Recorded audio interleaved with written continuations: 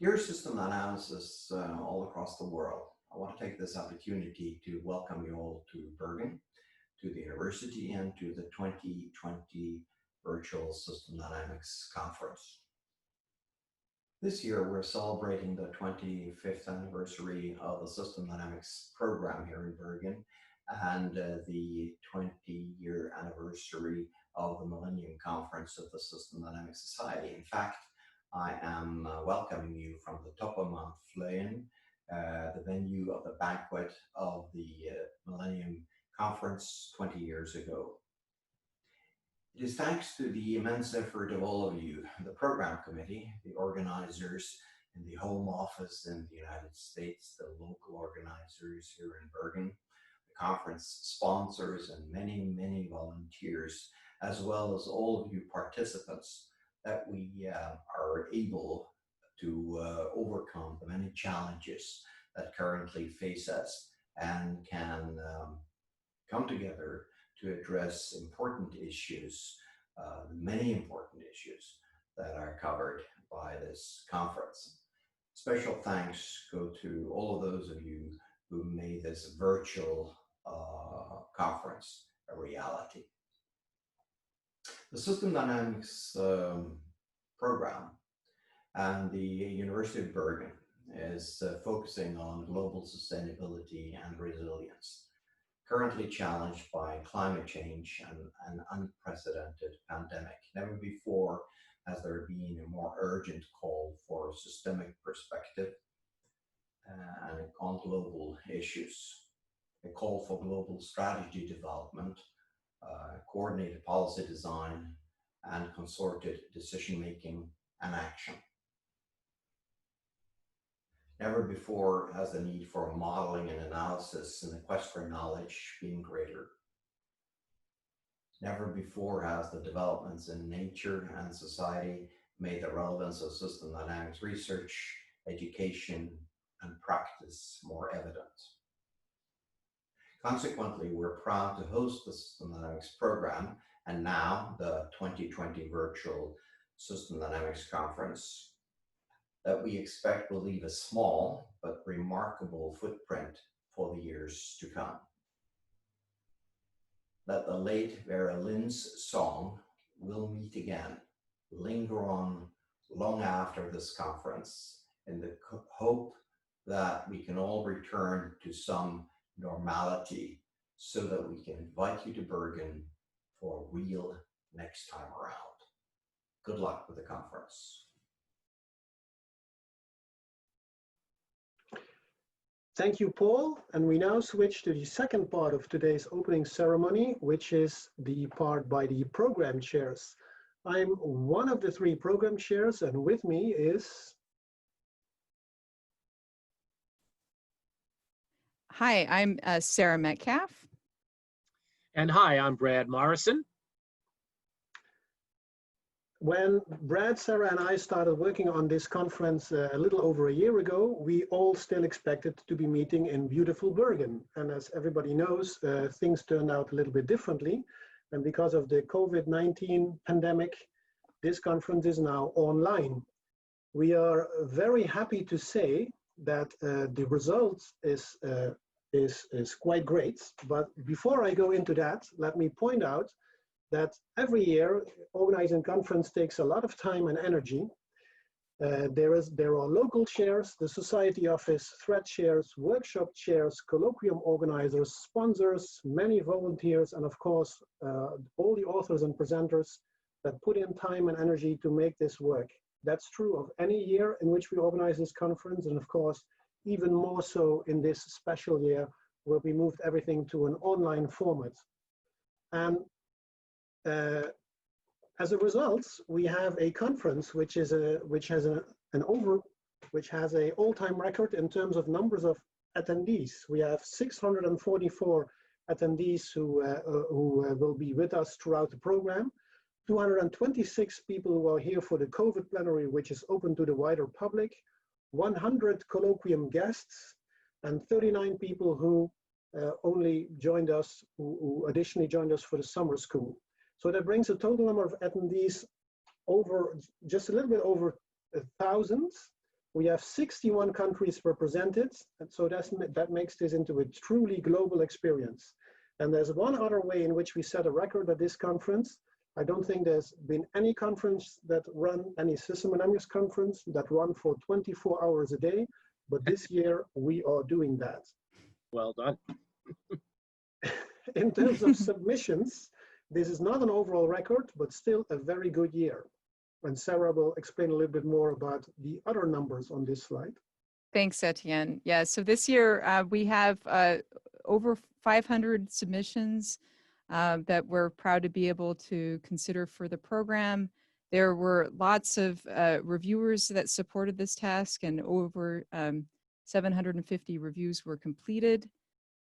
Currently at the conference, we're planning to offer over 300 different conference contributions in the form of papers presented at plenary sessions, 40 parallels, 20 work in process sessions. These will be held in the same time blocks and have echoes.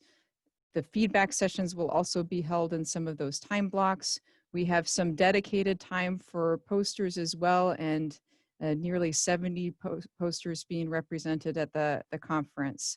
We had some creative proposals for interesting other opportunities for meeting that we've organized into roundtables that have a primary meeting at noon Bergen time and a second meeting much later in the day in the Echo. And these include topics such as sustainability, group model building, peer mentoring, qualitative system dynamics, and importantly, and most recently added, anti-racism. We also have over 30 workshops being planned and appreciate the great support from the chairs and the facilitators in organizing those.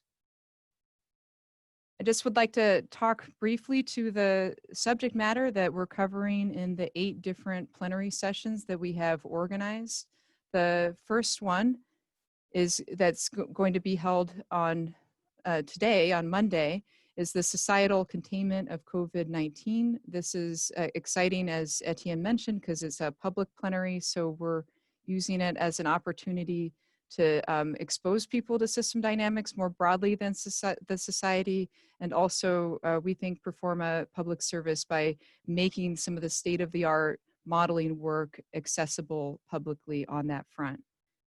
Secondly, also on Monday, we have Climate Futures and the Limits to Growth, a session that involves both retrospective and prospective views of how to go about and take up the classic work of limits to growth and apply it to the important challenges facing our time, like climate change. The third session to close out the Monday plenaries is involving our new thread on artificial intelligence and data analytics. And so here we'll get the chance to see how system dynamics can fit within and be complementary to other methods of simulation and apply different techniques such as machine learning. So we'll have the chance to learn more from experts on that.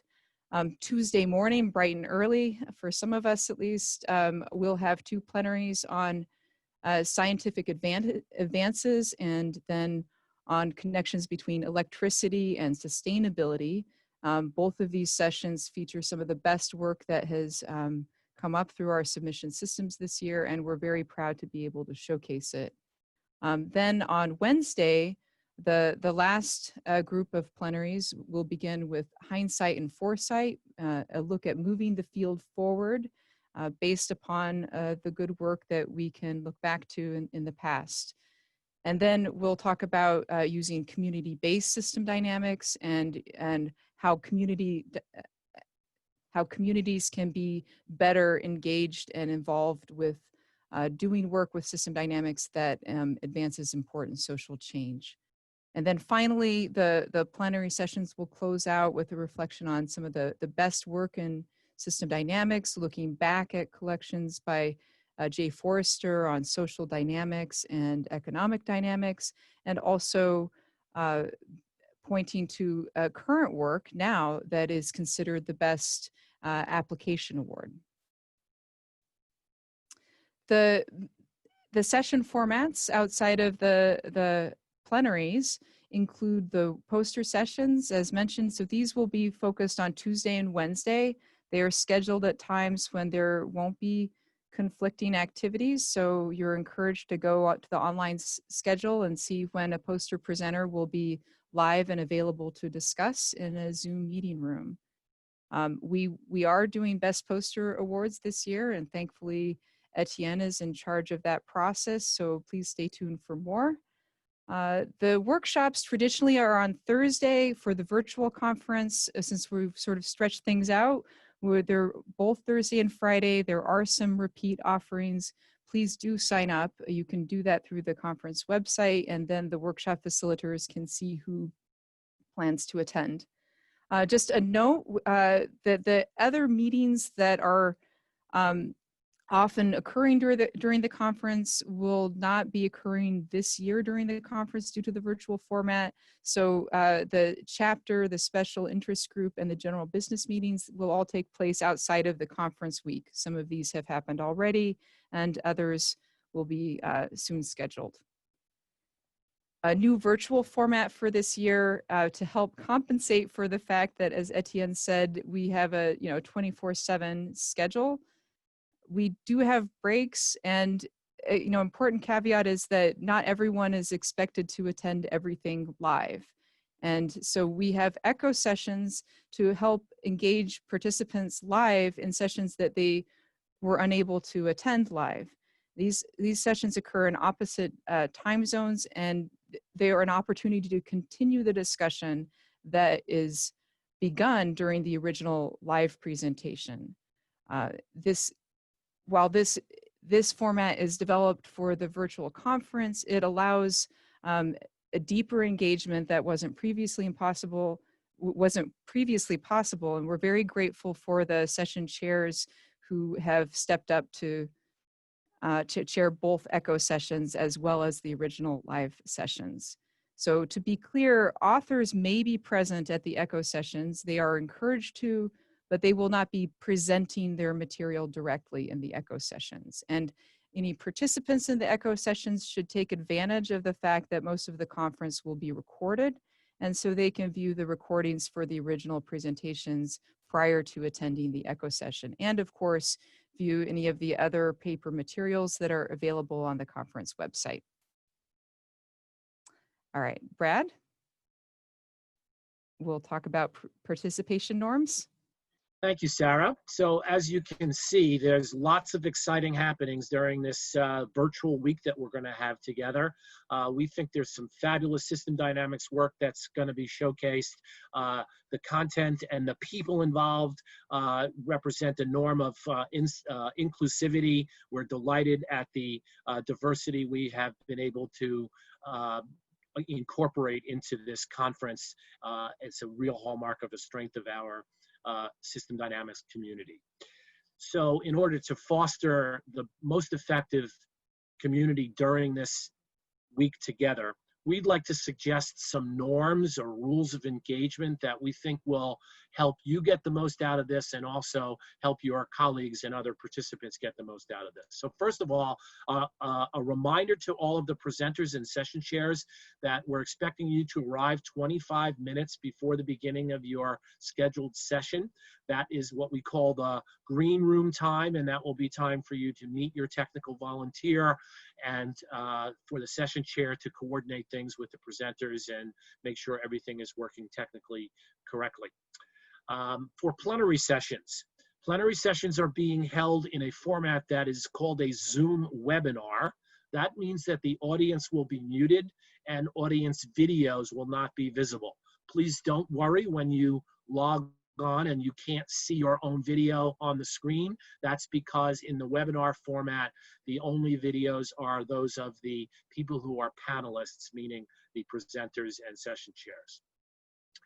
What we would like you to do in order to participate in the discussion of the plenaries is to use the Q&A function. The Q&A function can be found at the bottom of your screen when you're in the Zoom webinar, and you would just type your question there, and the session chair will draw on the content in that Q&A submission to moderate the sessions and questions. Parallel work in process and feedback sessions are being held in a Zoom room format, which is a Zoom meeting that many people are familiar with from many other experiences with Zoom.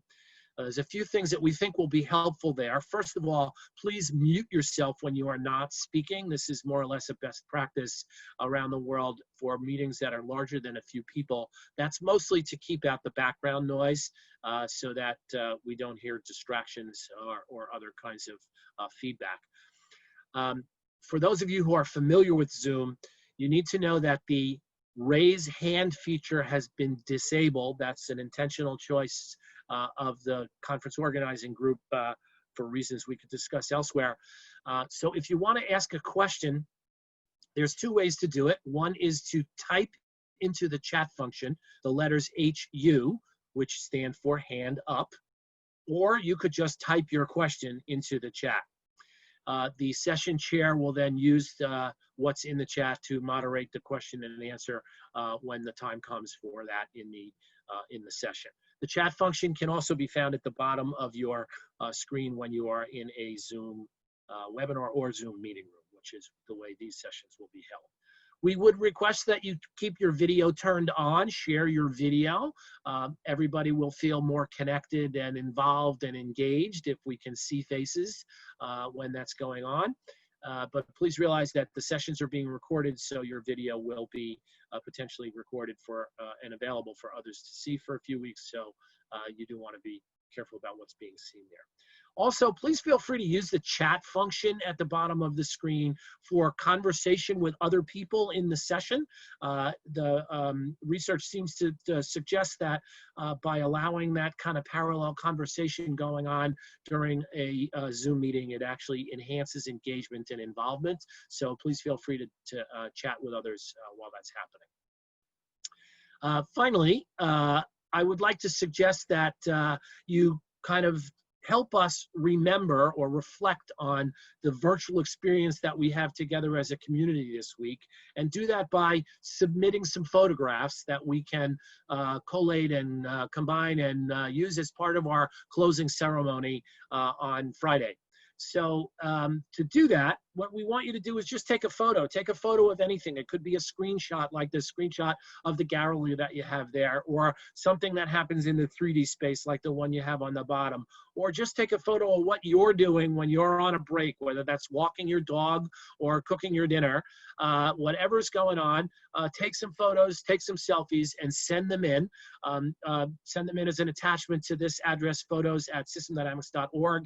And please put ISDC 2020 Photo Tribute, as it says here, in the subject header so we properly process that. And please get them in by 1500 or 3 p.m. Bergen time on Thursday so that we have time to get them ready for our final session on Friday. There's a couple of ways that you can get help, actually 3 ways you can get help. The first thing you should try to do if you're having difficulty is try clearing your cache, as it says in the center of this screen here. We've noticed that most problems can be solved that way, so that's the go-to first thing you should try. If that doesn't work, please feel free to send an email to isdc2020help@systemdynamics.org, as you see there at the bottom of the screen. Or for more real-time responses, please try to just log into the Zoom, log into the website, ISDC 2020 at systemdynamics.org. And if you look in the upper right-hand corner when you get to that landing screen, you can see the word help. We have circled that in red so you can see it for this particular presentation.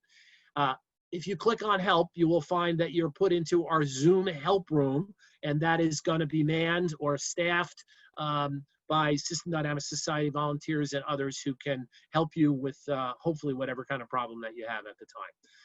The other way you can get in touch is by using the chat function. See, look to the lower right corner of that screen and you see chat with SDS. We are online. If you click that button, you'll get a chat a chat feature, and you can chat directly with somebody who hopefully can help you with your issues. So we do hope that you have a wonderful conference and that you don't need these help features, but please check in and use them if necessary. We want you to help us promote the field on social media. The Society is on Facebook, YouTube, LinkedIn, and Instagram. So please follow us there and join our lively Facebook discussion group. If you post, and please do, make sure to use our handle at SD Society and to alert us of your posts and help us push them along. And don't forget to use the hashtags that you see here. That will actually help us be seen by a broader audience. Finally, I'd like to conclude by inviting you on behalf of Sarah and Etienne and myself to a shared value that I have found to be extremely helpful to create learning environments and foster interpersonal respect. I learned this from the Center for Medical Simulation, where it's emblazoned on the wall because it's so foundational to the learning environment that we try to create there. So I'd like to share with you something that I call the basic assumption. We believe that everyone here is intelligent and capable, cares about doing their best, and wants to improve.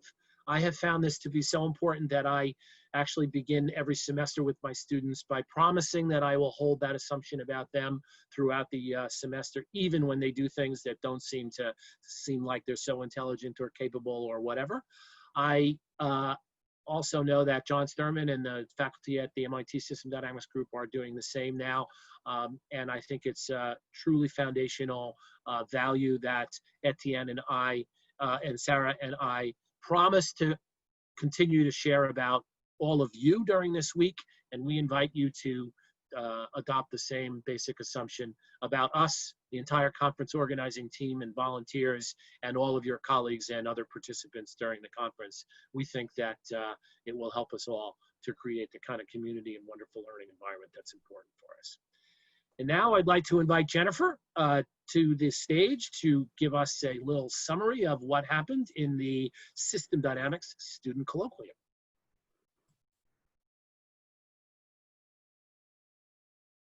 Hello all, my name is Jennifer Johnson and I am a PhD candidate at Washington State University and one of the co-chairs of the System Dynamics Colloquium. For those who do not know, the SD Colloquium is a free one-day student-led event held the day prior to the start of the conference every year. For those who were able to join us yesterday, I want to say a big thank you. We had over 240 attendees throughout our 5 sessions. These sessions included great discussions during our 2 breakout sessions, excellent presentations from our 2 plenary student speakers, Sophia and Aklalu. A special thanks to our keynote speaker, Peter Hovmand, who provided an amazing talk reflecting on the history of SD and the SD Colloquium and the next steps for the field moving forward. Also, a special thank you to the Society for providing the new 3D worlds where our students were able to present their research posters and interact with fellow dynamicists in a fun way. A reminder, if you have not already, please visit the space and view the student posters. You can still leave feedback, ask questions while the space is available. Here is our attempt at a virtual group photo from our last session. Again, a big thank you to everyone who is able to attend, and we hope to see you all next year. One last slide. We invite you to visit our student chapter booth in the 3D world. There you can learn more about the student chapter, the SD Colloquium, and you can take part in our raffle. You see the link there on the screen, or you can just scan the QR code. It's $5 for 10 tickets, and as you can see, we have some amazing prizes this year. The raffle will end Thursday at 9 p.m. Bergen time, so please purchase your tickets before then. Again, a big thank you to everyone who participated in the colloquium, to everyone who has supported us, and we hope to see you all next year.